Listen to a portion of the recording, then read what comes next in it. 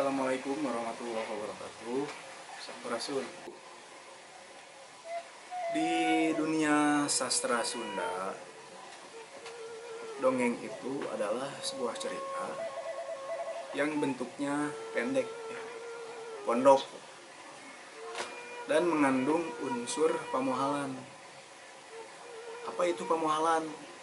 Kalau di bahasa Indonesia kan, pemuhalan teh nyaeta mustahil, ya, tidak mungkin terjadi kita dongeng.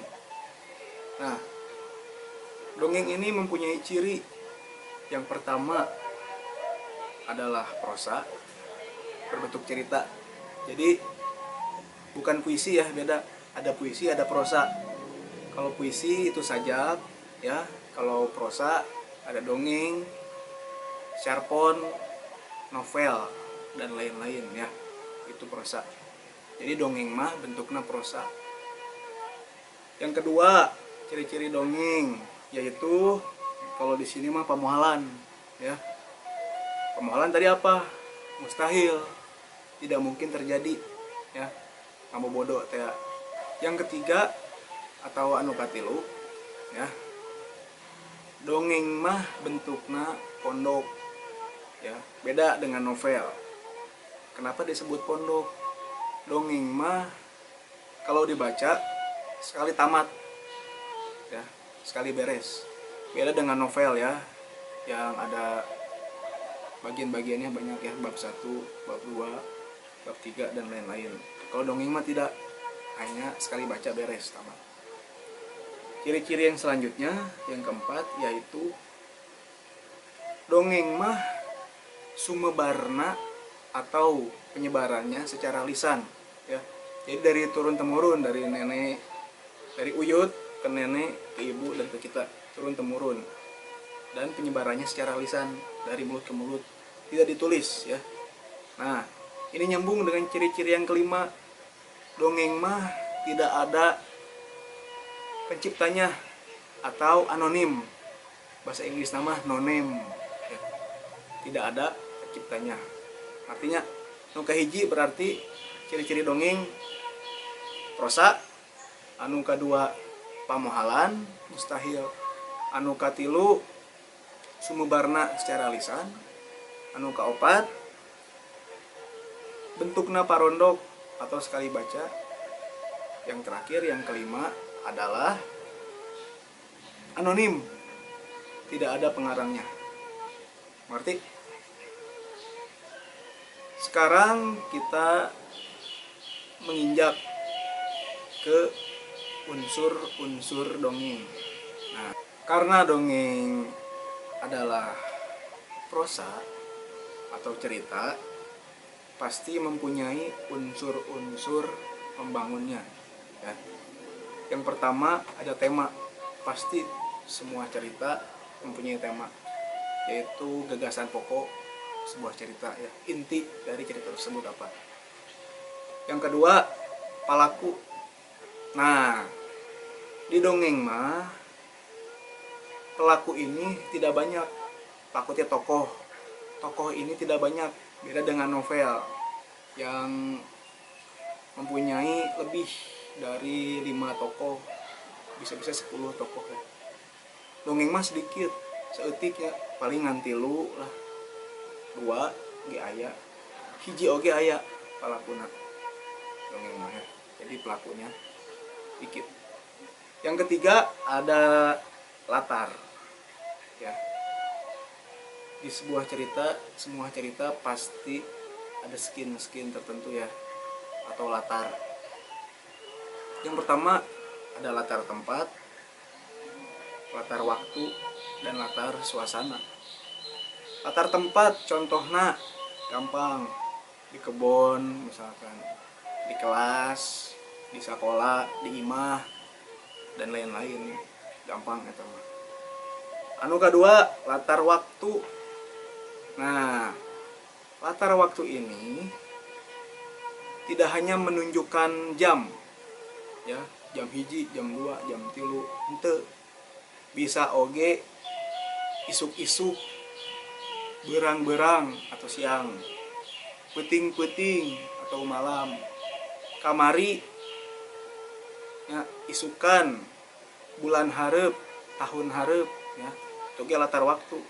Jadi tidak hanya menunjukkan pukul 1, pukul 2, pukul 3 ya, bukan itu, banyak latar waktu itu.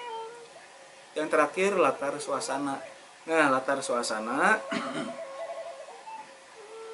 banyak ya, bisa jadi tegang, gembira atau gembira, suasananya menyenangkan, seru, ramai, sepi, dan lain-lain ya, itu suasana. Jadi latar ada berapa? 3, 1 tempat, 2 waktu, 3 suasana. Arti atau kudu ngarti. Nah, sudah latar. Yang keempat unsur dongeng ini adalah galur. Galur mah bahasa Indonesianya alur ya. Alur itu apa? Alur teh jalan cerita. Alur ada berapa? Yang tahu? 1, salah. Alur mah ada 3. Yang pertama alur maju, nuka 2 galur mundur, nuka 3 alur campuran. Alur maju yang gimana Pak? Nah, alur maju ini paling mudah. Jadi contoh ya, singkatnya ini mah, kalian bangun tidur, terus mandi, sudah mandi, sudah makan, kalian berangkat ke sekolah. Jadi tertata ya, dari bangun sampai berangkat ke sekolah, itu maju ya. Tidak bangun langsung berangkat ke sekolah, langsung makan, langsung mandi, beda ya, itu bukan maju. Jadi maju mah tertata. Yang kedua galur mundur. Galur mundur yang gimana? Kalau kita sering nonton anime Naruto ya, pasti pernah nonton Naruto ya. Di situ suka ada flashback. Nah, flashback adalah menceritakan yang lalu-lalu kan. Itu alur mundur. Contoh singkatnya kayak tadi ya, contoh yang pertama, dari bangun tidur, terus makan, terus mandi, terus berangkat ke sekolah. Nah, di jalan kita melihat sosok mantan. Singkatnya ya ini mah. Nah, kita teringat dengan kenangan masa lalu bersama mantan kita. Jadi yang tadinya mau berangkat ke sekolah, lihat mantan, kita teringat yang kenangan masa lalunya, malah menceritakan kenangan-kenangan yang telah lalu. Nah gitu, itu mundur, flashback ya, itu disebut alur mundur. Arti ya, kudu ngerti. Yang terakhir adalah galur campuran. Sudah pasti campuran mah ada majunya, ada mundurnya, flashback. Ngerti? Ngerti. Yang terakhir, unsur-unsur dongeng, ada amanat. Amanat mah pesan yang ingin disampaikan oleh pengarang cerita tersebut kepada kita selaku pembaca ya. Amanat ada berapa? Ada 2, tersirat dan tersurat. Bisa membedakan tersirat dan tersurat? Harus bisa ya. Ayat tersurat mah, jadi si amanatnya sudah ada di cerita tersebut tanpa kita berpikir ya. Biasanya di akhir cerita itu suka ada amanat tersurat, tertulis. Nah, sedangkan tersirat makna yang disembunyikan oleh pengarang. Kita baca dulu ceritanya, baru kita menemukan amanatnya yang tersirat, yang tidak dituliskan secara langsung oleh si pengarang cerita. Nah, di sastra Sunda maupun sastra Indonesia ya, jenis dongeng ini banyak, ada 5 ya, jenis dongeng. Yang pertama ada dongeng fabel. Dongeng fabel ini menceritakan atau nyaritakeun tentang kehidupan sasatoan. Naon sasatoan? Binatang, ya. Kalau di Indonesia kita suka mendengar cerita kancil dan buaya. Ya. Di situ diceritakan sosok kancil, binatang, dan buaya yang bisa berbicara. Padahal di dunia nyata mana mungkin buaya dan kancil bisa berbicara. Ya, maksudnya berbicara seperti bahasa manusia kan tidak mungkin ya. Itu yang pertama, fabel, menceritakan kehidupan sesatuan atau binatang. Ya. Kan nggak mungkin. Yang kedua ada parabel. Parabel ini adalah dongeng anu nyaritakeun kahirupan jalma biasa. Di Sunda mah geus terkenal kabayan. Apal kabayan? Kan jalma biasa ya. Kabayan teh kumaha? Kabayan teh pamalesan. So ngalawan wae ka kolotna. Tah. Anu ngalawan ka kolot berarti kabayan eta. Teu meunang. Nah, kan kabayan mah di dunia nyata tidak ada, fiksi. Berarti ya kabayan fiksi, ciptaan manusia. Itu dongeng parabel ya. Nu katilu aya dongeng sasakala. Nah, dongeng sasakala nyaritakeun asal muasal hiji tempat. Contohna dongeng anu terkenal ya di Sunda mah dongeng Tangkuban Parahu. Pasti semua tahu kan dongeng Tangkuban Parahu di mana? Bukan di Garut, tapi di Bandung. Ya. Terkenal Gunung Tangkuban Parahu yang cenah katanya. Dongeng mah banyak katanya pokoknya. Katanya Gunung Tangkuban Parahu teh dulunya itu adalah sebuah perahu yang ditendang oleh tokoh fiksi yang bernama Sangkuriang. Yang si Sangkuriang ini suka atau cinta ke ibunya sendiri, itu Dayang Sumbi ya. Karena tidak mungkin seorang anak menikahi ibunya, jadi Sangkuriang ini ditolak oleh Dayang Sumbi dan marah, lalu menendang perahu. Ditendang, jadilah gunung yang sekarang kita sebut Gunung Tangkuban Parahu. Kan tidak mungkin gunung Parahu ditendang jadi gunung ya, itu tidak mungkin ya. Itu namanya dongeng mustahil ya, pamohalan. Yang keempat ada dongeng mite. Mite itu asal katanya dari mitos atau dongeng anu nyaritakeun hal-hal gaib, mistis. Yang terkenal adalah dongeng Nyai Roro Kidul. Pasti semua tahu Nyai Roro Kidul ya, yaitu Ratu Pantai Selatan. Jadi cenah mah atau katanya di Pantai Selatan itu ada sesosok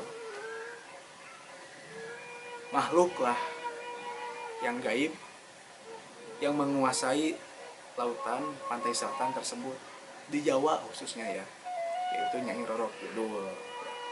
Wallahu alam, itu mah namanya juga dongeng ya.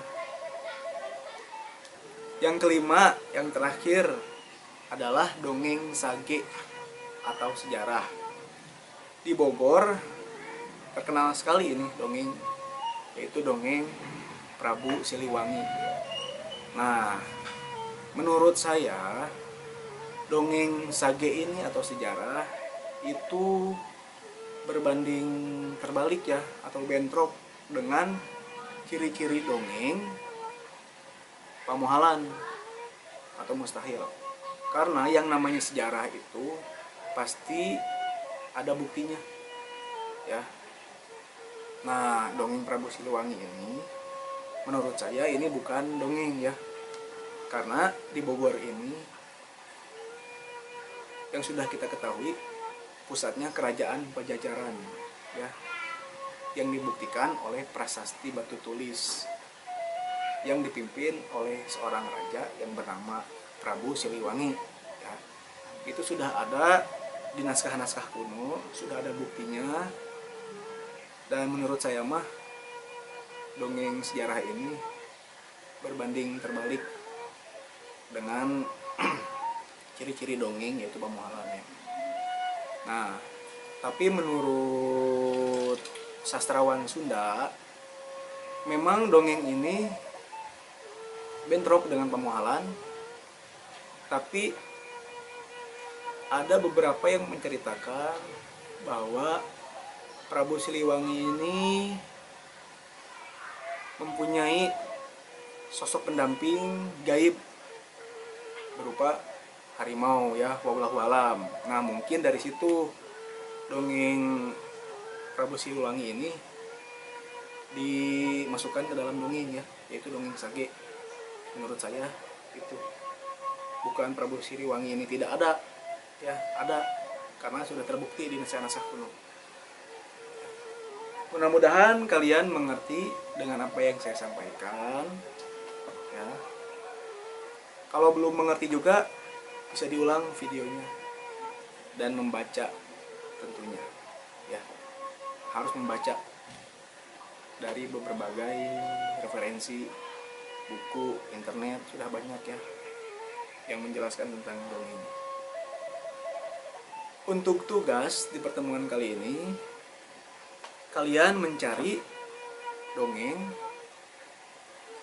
di internet boleh, di buku boleh, dongeng yang berasal dari Jawa Barat satu saja kalian mencari, bebas. Boleh dongeng fabel, boleh dongeng parabel, boleh dongeng sage, mite, dan sasakala, bebas ya.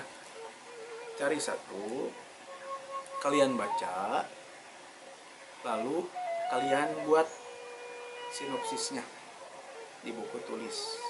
Tentunya menggunakan bahasa Sunda ya, karena ini pelajaran bahasa Sunda. Oke, mengerti? Sekian dari saya, mudah-mudahan bermanfaat ya. Wassalamualaikum warahmatullahi wabarakatuh. Sampurasun.